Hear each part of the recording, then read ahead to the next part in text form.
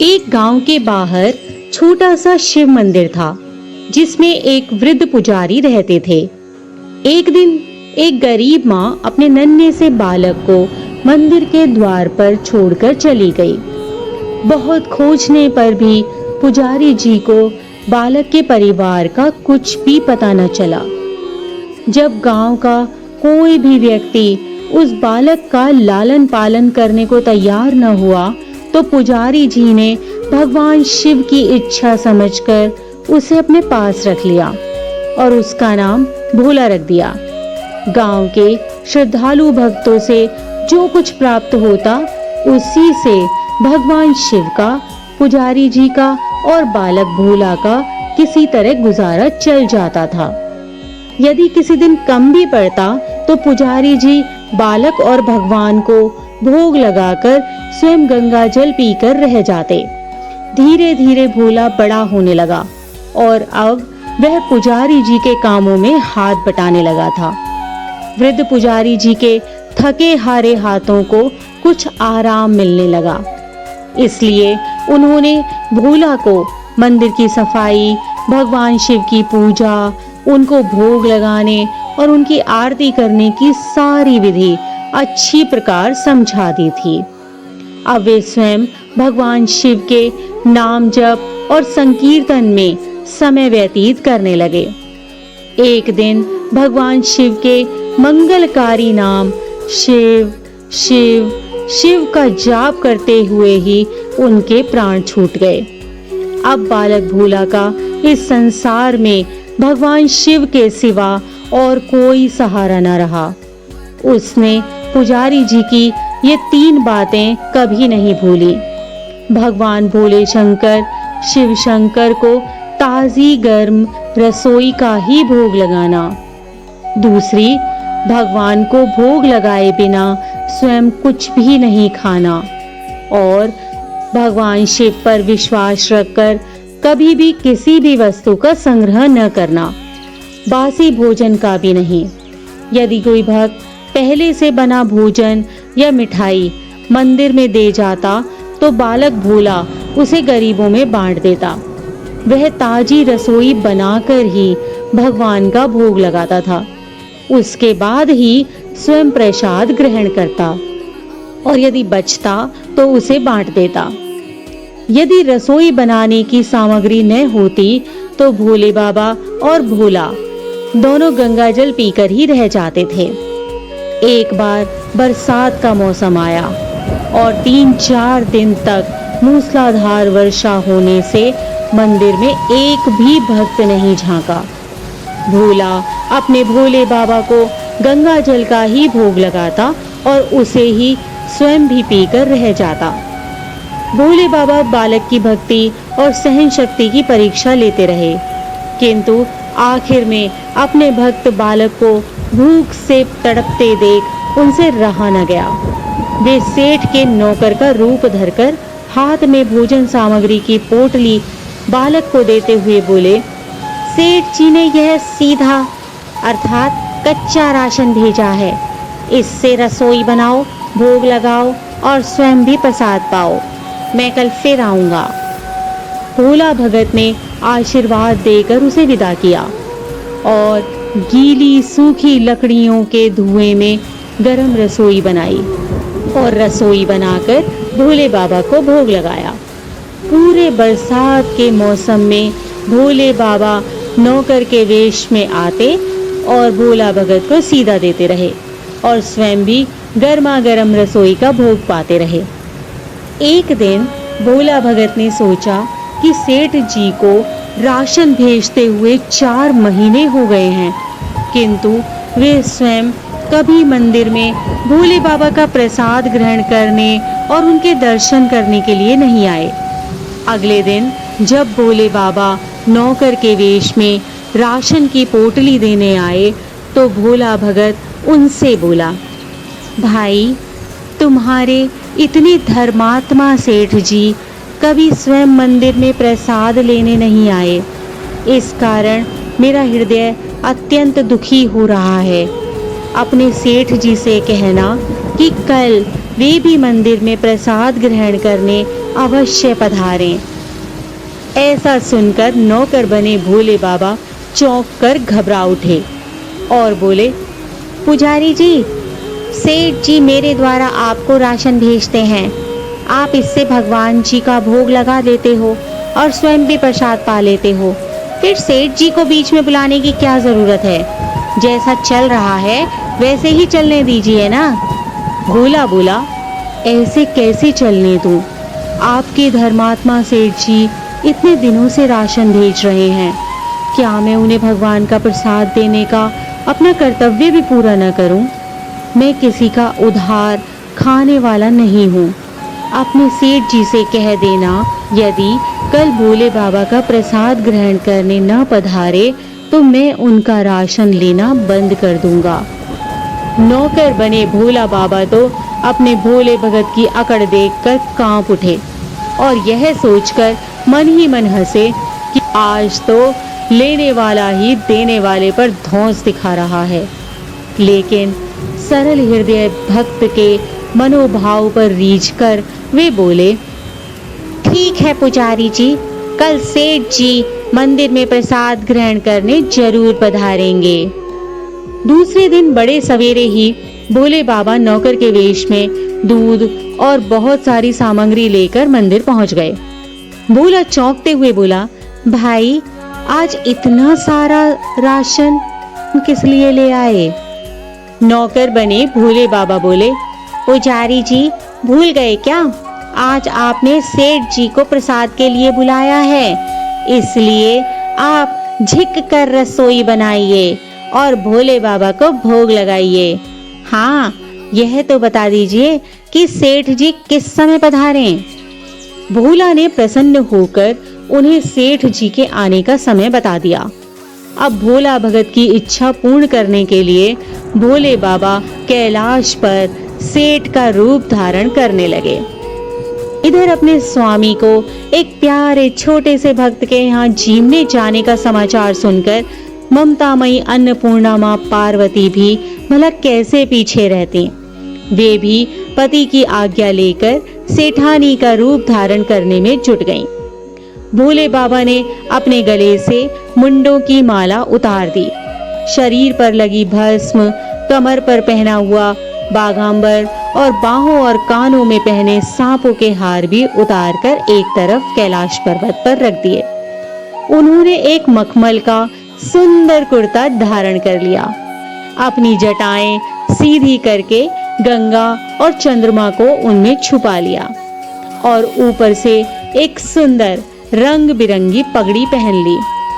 सदैव नंगे पैर विचरण करने वाले शिवजी ने आज अपने पैरों में रेशमी कढ़ाईदार जूतियां धारण कर लीं।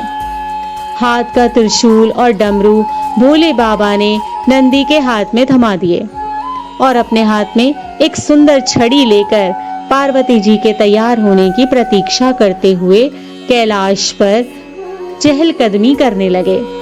उधर पार्वती जी घंटों से साज सवार करने में जुटी हुई थीं। उन्होंने आज अपने पतिदेव के नगर में बनी सुंदर बनारसी साड़ी निकालकर पहनी, जिसका रंग सेठ बने शिवजी के कुर्ते से बिल्कुल मिलता जुलता था।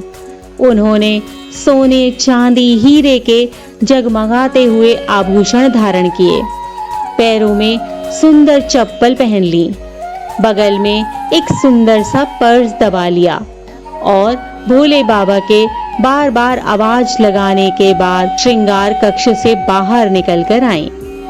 जब पार्वती जी और शिव जी ने एक दूसरे को सेठ सेठानी के रूप में देखा तो वे चकित रह गए और एक दूसरे को निहारते ही रह गए।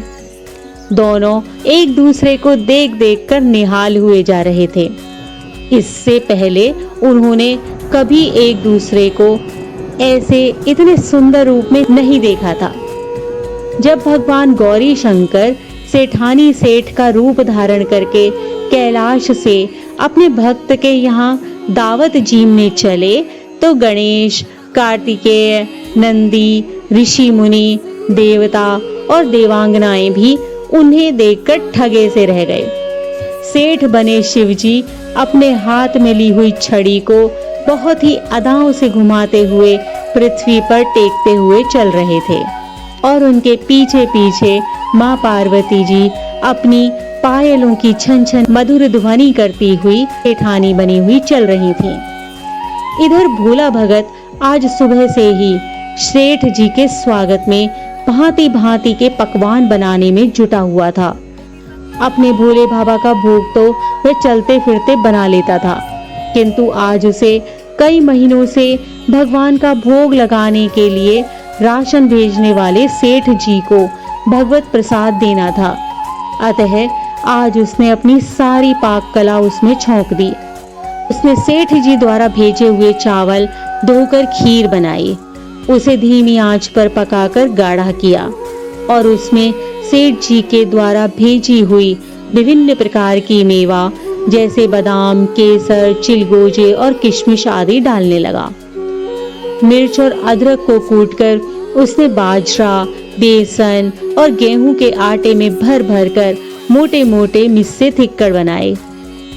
रसोई बनाकर भोला भगत पुनः स्नान करने चला गया ताकि स्वच्छ वस्त्र पहनकर भोले बाबा का भोग लगा सके और सेठ जी को उनका प्रसाद दे सके। जब भोला भगत स्नान करके लौटा तो देखा सेठ जी प्रसाद ग्रहण करने के लिए स्वयं तो आए ही हैं, संग में अपनी सेठानी जी को भी ले आए हैं। भोला ने झटपट दोनों से राम राम की और उन्हें आसन देकर बैठाया और बोला, मैं अभी भगवान को भोग लगा कर आता हूँ, फिर आपको प्रसाद परोसूंगा। भावना के भूखे भोले बाबा से भूख सहन नहीं हो पा रही थी, इसलिए वे बोले, पुजारी जी भगवान को जल्दी से भोग लगाइए, मुझसे भूख सहन नहीं होती। भोला भगत बोला, सेठ जी भूख तो मुझे भी बड़े जोर की लग रही है, किंतु मैं अपनी भूख के कारण भगवान को भोग लगाना नहीं भूलता। यदि दुनिया के सारे लोग इसी तरह अपनी भूख के लिए भगवान का भोग लगाना भूल जाएं, तो भगवान तो भूखे ही मर जाएंगे। सेठ जी बने भोले बाबा एक पत्तल उठाते हुए बोले, पुजारी जी आप भोग लगाइए, इधर मैं पत्तल परोस लेता हूँ, मुझसे भूख सहन नहीं हो पा रही है। भोला भगत सेठ जी बने भोले बाबा को डांटते हुए बोला, सेठ जी भगवान के नाम भगवान के काम में न तो जल्दबाजी चलती है और न ही कंजूसी। मैं जब तक भगवान का भोग नहीं लगा लेता आप रसोई के पास भी नहीं भटक सकते। चुपचाप इधर बैठ जाइए और ओम नमः शिवाय का जाप करते रहिए। मैं अभी आता हूँ और आपको पेट भरकर भोजन कराता हूँ।